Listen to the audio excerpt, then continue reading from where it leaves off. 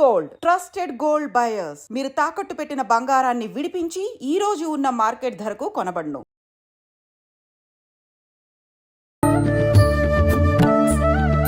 నమస్కారం, welcome to I dream. ధర్మ మార్గం విత్ విజిత కార్యక్రమానికి స్వాగతం. ప్రస్తుతం మనతో పాటు ఉన్నారు ప్రముఖ ఆధ్యాత్మికవేత్త జేఎస్ శాస్త్రి గారు. ఇప్పుడు వారితో మాట్లాడి మరిన్ని విషయాలు తెలుసుకుందాం. నమస్కారం అండి. నమస్కారం. గురుగారు, నిత్య దీపారాధన ప్రతి ఒక్కరూ చేస్తూనే ఉంటారు. కానీ నిత్య దీపారాధన చేసేటప్పుడు పాటించాల్సిన నియమాలు ఏంటి? అంటే ప్రతినిత్యం ఆరాధన చేస్తున్నాం కదా, దీపారాధన చేస్తున్నాం కదా అని చెప్పి ఏదో చెయ్యాలి అని చెప్పి చేస్తే మంచి జరుగుతుందని చెప్పి చేయటం వేరు, భక్తితో చేయటం వేరు. అంటే ఏది చేసినా ఎలా చేసినా మనం తెలిసి తెలియక కొన్ని తప్పులు చేస్తూ ఉంటాం. అలా చేయకుండా పద్ధతిగా చెయ్యాలి అని అంటే ఏ విధంగా చెయ్యాలి? చేస్తున్న పొరపాట్లు ఏవైనా ఉన్నాయా? శ్రీ గురుభ్యో నమ. శ్రీ మహాగణాధిపతే నమ. శ్రీ మహాసరస్వత్యై నమ. హరి ఓం శ్రీమాత్రే నమ. నిత్య దీపారాధనలో దేవుడి దగ్గర దీపారాధన మనం చేసేటప్పుడు కొంతమంది ఒత్తిని పైకి పెడతారు. ఊర్ధ్వవత్తి అంటారు దాన్ని. అంటే ఆకాశంలో కావచ్చు, వివిధ దేవతామూర్తులకు మనం ఎవరికి పెట్టకపోయినా అలా పైన ఊర్ధ్వవత్తి పెట్టే కనుక అన్ని దేవతలకు కూడా ఆ దీపారాధన చేసే ఫలితం ఉంటుందని. ఇంకోటి, నిత్య దీపారాధనలో దీపలక్ష్మి నమోస్తుతే అని కొన్ని ఉన్నాయి శ్లోకాలు. కొన్ని ఏమో మనకు ఆత్మస్వరూపమే దీపం అని చెప్పి చెప్పబడింది శ్లోకంలో, మంత్రంలో కూడా అదే చెప్పాం. సాధ్యం త్రివర్త సంయుతం వనినా జోడితం ప్రియం. అంటే ఈ యొక్క 3 వత్తుల్ని ఒకటిగా చేసి దాన్ని వెలిగించినట్లయితే ఆ వెలిగించినటువంటి దీపాన్ని పరమాత్ముడికి, అయ్యా నా యొక్క ఏదైతే ఆత్మ ఉందో దీన్ని పవిత్రంగా నీకు అర్పణ చేస్తున్న దీపారాధనగా అని చెప్పి ఈ విధంగా స్వామినికి నరకాత్తు లోకాలన్నీ కూడా ఏవి అటువంటి లోకాల నుంచి మమ్మల్ని ఉద్ధరింపజేయండి అని చెప్పి దీపాన్ని పెట్టినట్లయితే స్వామి దర్శనం జరుగుతుంది మనకి. మీరు చూసారేమో ప్రాచీన కాలంలో లైట్లు ఏమీ లేవు ఎవరికి. ఇప్పుడంటే లైట్లు పెడతా ఉన్నారు, రంగు లైట్లు పెడుతున్నారు. ఒకప్పుడు దీపకాంతిలోనే మనం చూసేవాళ్ళం. ఇప్పుడు మీరు తమిళనాడు దేవాలయాలకు వెళ్తే అన్ని దీపకాంతిలోనే దీపాలు ఉంటాయి, లైట్లు తక్కువగా పెడతారు వాళ్ళు. తర్వాత కేరళలో కూడా అంతే, దీపం అసలు దీపానికే పూజ వాళ్ళదంతా. కేరళలో మీరు ఏ గుడికి వెళ్ళినా దీపారాధనే ప్రధానంగా దైవానికి భావిస్తారు. అయితే ఇది నాకు ఎలా ఒక విషయం మన దగ్గర పాటించట్లేదా అని అంటే, పితృపక్షాల్లో ఒక ఇంటికి వెళ్ళాను నేను. అంటే వాళ్ళకి అప్పట్లో మరి ఫోటోలు లేవో ఏమో, మొత్తానికి అయితే వాళ్ళ ఆచారం అటది. పితృదేవతలకి తర్పణం చేసేటప్పుడు దీపారాధన వెలిగిస్తారు. అది కూడా పెద్ద దీపం, ఇంత పెద్దది, దానికి అరటాకేసి దాని మీద దీపం పెట్టి కేరళ సాంప్రదాయంలో చేస్తారు అది యాక్చువల్గా. ఇక్కడ కూడా ప్రాధాన్యం వాళ్ళు తెలుగు శుభ్రంగా, ఇక్కడ వాళ్ళ తెలంగాణ సాంప్రదాయం మాట్లాడి చేసేది. అంటే ఇప్పుడు ఆ దీపాన్ని వాళ్ళు పితృదేవతలుగా భావిస్తున్నారా, దేవతలుగా భావిస్తున్నారా? అక్కడ పితృదేవతా భావన కలిగింది అక్కడ వాళ్ళకి. ఎందుకంటే పూర్వకాలంలో మనిషి జీవి చనిపోతే ఫోటోలు కానీ, యంత్రికలు కానీ, టెక్నికల్ కానీ ఏవి ఉండేవి కావు. అవును, ఒక 100 ఏళ్ల క్రితం. అవునండి. ఇప్పుడంటే మన కెమెరాలు అనేకం వచ్చినాయి కానీ టెక్నికల్ కానీ అప్పట్లో ఏం ఉండేది కాదు. మనిషిని గుర్తు చేసుకునేవాడు దీపంలోనే ఆయన చూసుకునేవారు, వెలుగులోనే. అది దీపం యొక్క మహత్యం. అసలు ప్రధానమైన దీపాన్ని వెలిగించడం కారణం ఏంటంటే మనకు అగ్నిస్వరూపమే సర్వదేవతలుగా ఉంటారని చెప్పబడింది శాస్త్రం. అందుకనే దీపం యొక్క వెలుగులోనే దేవుణ్ణి చూస్తాము, దీపంలో ఒక వెలుగులోనే పితృదేవతలను చూస్తాము. దీపం యొక్క కాంతితోనే మార్గదర్శనం. అంటే మనం మార్గం చూపించాలన్నా పూర్వకాలంలో దివిటీలు పట్టుకునేవాళ్ళు, దివిటీలు పట్టుకుని వెళ్ళేవాళ్ళు. రాజుల కాలంలో అంతా దివిటీలే. ఇప్పుడు కాలంలో అంటే అది ఉండదు. ఇప్పుడు దివిటీలు ఎక్కడ వాడుతున్నారంటే వైష్ణవ దేవాలయాల్లో వాడుతున్నారు దివిటీలని. ఇప్పటికి ఇంకా వాడుతున్నారు దేవాలయాల్లో. దేవాలయంలో నైవేద్యం తీసుకెళ్ళేప్పుడు దివిటీ పట్టుకొని తీసుకెళ్తారు.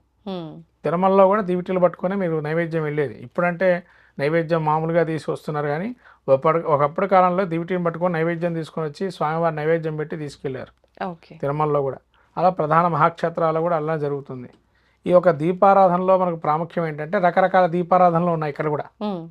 అంటే ఆరాధనా క్రమంలో ఈ దీపం యొక్క ప్రాముఖ్యత ఏంటంటే, మళ్ళీ కొంత తాంత్రిక పూజల్లో కూడా దీపారాధన మహత్యం ఉంది. కొన్ని యంత్రాలు రాస్తారు, మధ్యలో దీపాన్ని పెడతారు. దశ మహావిద్యలు చేసేవాళ్ళు కానీ శ్రీ విద్యోపాసనలో కూడా కొన్ని యంత్రాలు ఉన్నాయి. ఆ యంత్రంలో కూడా దీపాన్ని పెట్టి పూజ చేస్తారు. మీరు కొన్ని సినిమాలు కూడా చూసి ఉంటారు. దీపాన్ని పెట్టడం ఒక ప్రాధాన్యం. అక్కడ దుర్గాది శూలిని దుర్గా అని చెప్పి అమ్మవారు ఉంటుంది.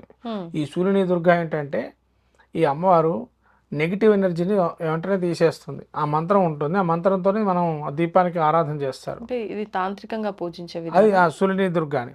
అంటే తాంత్రికం అంటే ఇప్పుడు మనకు జనాలకు తెలియదు అసలు దీపం యొక్క ప్రాముఖ్యత ఏంటంటే ప్రతి శాస్త్రంలో దీపం యొక్క మహత్యం చెప్పబడింది. ఉమ్, కానీ ఆ దీపంలో ఉండేటువంటి పరిస్థితి ఏంటి అంటే నిత్య దీపారాధనలో ఇన్ని రకాల దీపారాధన కాంతులు ఇన్ని రకాలు చూడొచ్చు అని చెప్పే విధానం ఏదైతే ఇప్పుడు అంతా కూడా ఉందో, దీపాన్ని ముట్టించినట్లయితే మనం ఏదైతే స్వామివారికి అర్పణ చేస్తే పితృదేవతలకు కూడా పెట్టినట్టయితే దీపం యొక్క మహత్యం ఏంటంటే ఈ విధాలుగా రకరకాలు ఉన్నాయని చెప్పి, ఉమ్, అంటే మనకి నెగిటివ్ ఎనర్జీ పోవడానికి కూడా దీపకాంతే మనకు దేవుడి యొక్క దర్శనం చేస్తుంది, నెగిటివ్ ఎనర్జీ ఉండదు. ఇక ఓకే. ఎప్పుడైతే మీరు దేవుడి దగ్గర దీపారాధన చేస్తారో ఇంకా నెగిటివ్ ఎనర్జీ ఎక్కడి నుంచి ఉంటుంది, ఇంకా వెళ్ళిపోతుంది దీపకాంతతోనే. అవును. అందుకని అలా దీపారాధన యొక్క ప్రాముఖ్యం ఆ విధంగా. ఇంకా రకరకాల నూనెలు ఉన్నాయమ్మా ఇక్కడ. ఉమ్, మనము నువ్వుల నూనె కానీ నెయ్యి కానీ చేస్తున్నాం. ఇవి కాకుండా వేరే ఇతరత్ర కూడా నూనెలు ఉన్నాయి. ఉమ్, అయితే ఒక్కోదానికి ఒక ప్రాముఖ్యత ఉంది. నెయ్యితో దీపారాధన చేస్తే లక్ష్మీప్రదం అని, ఉమ్, గోఘృతం అంటే దేవతలకు ప్రీతి అని దీపారాధన చేయాలి. ఇక నువ్వుల నూనె ఏంటంటే మనము నిత్యంలో మనం చేసే కర్మసాక్షి భూతుడు సూర్యనారాయణ స్వామి అయితే కర్మని తొలగించేవాడు శని. ఆ, అంటే నిత్యం కూడా మనం అణువణువు నువ్వులతో శరీరంతో ఉండేటువంటి శరీర భాగం అంతా కూడా దేహసౌష్టం ఏ విధంగా వృద్ధి చెందుతుంది అంటే నువ్వుల నూనెతోనే. అందుకని నువ్వుల నూనె కనుక మనం దీపారాధన చేస్తే కర్మ దోషాలు తొలగిపోతాయి కొంతవరకు. ఓకే. ఇవి తర్వాత మనకు ఆవ నూనె ఉంది.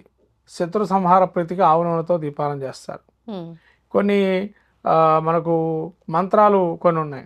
ఆ మంత్రశక్తిని పొందాలంటే ఆముదంతో దీపారాధన చేస్తారు. తర్వాత విప్ప నూనె. విప్ప నూనె చేయటం వల్ల మనకు ఇప్పుడు ఆషాఢ మాసంలో వారాహి నవరాత్రులు కానీ విప్ప నూనె గ్రామ దేవతలు అంతగా విప్ప నూనెతోనే దీపారాధన చేస్తారు. తర్వాత దత్తాత్రేయుల వారికి ఆరాధించే క్రమంలో చేసేటప్పుడు చందనాది తైలం, చందనము మిశ్రితమైన తైలం ఉంటుంది, నూనె ఉంటుంది. ఆహా. దాంతో దీపారాధన చేస్తే శీఘ్ర ఫలితం వస్తుందని దత్తాత్రేయ గురువు అనుగ్రహం నూనెలోనే కలుగుతుంది. చందనం కలపడం, అది సపరేట్ నూనె సపరేట్ దొరుకుతుంది. నూనె ఉంటుంది. అది అసలు ఇట్లా ముట్టుకుంటేనే నీకు మంచి స్మెల్ వస్తుంది ఆటోమేటిక్ దానిలోనే. ఉమ్, అలా దత్తాత్రేయుల వాళ్ళు శీఘ్రగతిన మన గురువు అనుగ్రహం కలుగుతుంది. దత్తాత్రేయుల వారు కావచ్చు, గురువు కావచ్చు, ఉమ్, మనకు అనుగ్రహం శీఘ్రగతిన కలుగుతుందని చెప్పబడింది. ఉమ్, ఇలా ఈ చందనాది తైలంతో దీపారాధన చేయడం. తర్వాత అష్టమూలికా తైలాలు ఇప్పుడు వచ్చాయి చాలా మటుకు. రకరకాల ఔషధీ గుణాలు కలిగి అష్టమూలికా తైలం దీపారాధన చేసుకోవచ్చని. అవును. ఇలా అష్టమూలికా తైలం వాటితో దీపారాధన చేయడం వల్ల మనకు సర్వ శక్తులు కూడా, అంటే ఏవైతే పని మొదలు పెడితే ఎటువంటి పనికి నెరవేరకపోయినా అటు అష్టమూలికా తైలంతో దీపారాధన చేయొచ్చని ఆ, ఇలా పనులు వాడుతున్నాం. కానీ దీపారాధన దేవుడికి వచ్చేటప్పటికి మన కుడి చేయి వైపు ఏమో దేవుడు కుడి చేయి వైపు నెయ్యి దీపారాధన, ఎడం చేయి వైపు నువ్వుల దీపారాధన పెట్టాలి. అంటే రెండిట్లో రెండు రకాలుగా నూనెలు. రెండు రకాలుగా పెట్టాలి. ఆ, ఇది ఎందుకనంటే- చాలా ప్రాముఖ్యమైంది ఇది. ఓకే. కానీ మనం ఏం చేస్తున్నామంటే అన్ని రోజుల్లో కొంతమంది నువ్వుల నూనె వాడతారు, శుక్రవారం వస్తే మాత్రం ఇది మన కొబ్బరి నూనె కానీ నెయ్యి కానీ వాడతారు. ఈ కొబ్బరి నూనెతో కూడా దీపారాధన చేయొచ్చు, లక్ష్మీ అనుగ్రహం కలుగుతుంది. ఓకే.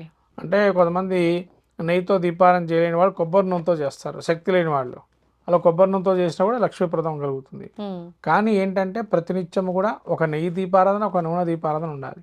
దీనిలో ఉన్న ప్రాముఖ్యం ఏంటంటే నెయ్యి సర్వదేవతలకు, ఉమ్, ఏ దేవుడిని మనం ఆరాధన చేసినా ఆ దేవుడికి ఈ యొక్క నూనెతో చేస్తే కనుక, నెయ్యితో చేస్తే కనుక ఫలితం శీఘ్రంగా ఆ దేవత అనుగ్రహం కలుగుతుంది. ఇప్పుడు రెండు ప్రమిదల్లో కూడా మూడు మూడు వత్తులు వేయాలా? 3 ఒత్తులు అంటే 3 ఒత్తుల్ని ఏకం చేయాలి, మళ్ళీ ఏకవత్తిగా చేసి. ఏకవత్తిగా చేసి అంటే కొంతమంది ఈ మూడు వత్తులు వేయాలి లేకపోతే రెండు వత్తులు వేయాలి అని అన్నప్పుడు ఓన్లీ అంటే స్టార్టింగ్ లో మాత్రమే ఒకటిగా చేసి కింద అలా స్ప్రెడ్ చేసినట్టుగానే వదిలేస్తారు. అలా చేయాలా? మొత్తానికి ఒకటిగా చేయాలా? ఎలా చేయాలి? మొత్తం నలపకూడదమ్మా, పై వరకే పై నలపాలి, వరకే. అడుగు భాగం అంతా నలపకూడదు. ఉమ్, కొంతమంది ఈ మధ్యకాలంలో చూశాను దీపారాధన చేసేటప్పుడు ఈ నలపకుండగా యువతలకు వచ్చేస్తున్నాయి ఒత్తులు. అలా వచ్చినా ఎటువంటి ఇబ్బంది లేదు, కానీ మీరు దీపారాధన మాత్రం ముందరే వెలిగించాలి, ఎక్కడైతే నలిపా అక్కడే వెలిగించాలి. కొంతమంది ఏం చేస్తున్నారంటే ఈ వెనకాల వైపు ఇట్లే ఉన్నది కదా, ఇదేమైనా అరిష్టం ఏమో అనుకుంటున్నారు. ఉమ్, అరిష్టాలంటూ ఏముండవండి. మీరు ముందర దీపారాధన చేసేటప్పుడు ముందరే చేయండి, వెనకాల అలా ఉన్నా కూడా ఏమీ కాదు, ఓకే. అది వదిలేసి. ఎందుకంటే కొన్ని ఒత్తులు పెద్దగా ఉంటాయి, కుందులు చిన్నగా ఉంటాయి. ఉమ్, ఉమ్, అలా ఇంకోటి దీపారాధనలో కూడా మనకు రకరకాల దీపారాధనలు ఉన్నాయి. ఇప్పుడు రాహుకేతులు బాగాలేదనుకోండి, సర్పాకార దీపారాధన చేయొచ్చు.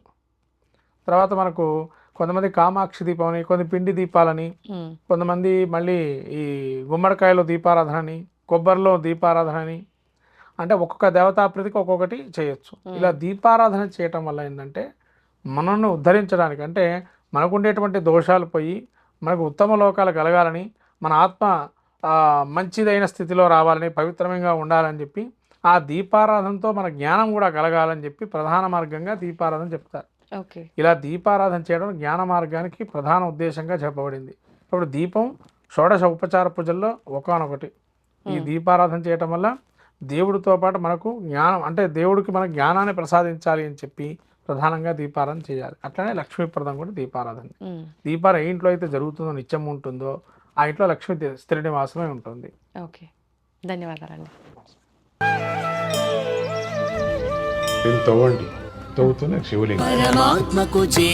సరే దాన్ని అట్లా కప్పేసేయండి, చూపించదండి. Krishna is there. మూర్తి పూజ కాదు, సాక్షాత్ బ్రజేంద్ర నందన భగవాన్ ఉన్నారు మూర్తిలో. ఏమీ ఆశించకుండా ఆరాధించే వాళ్ళు కూడా ఉన్నారా ప్రభుజీ? నిజమైన భక్తి అంటే మనకు తెలియదు కాబట్టి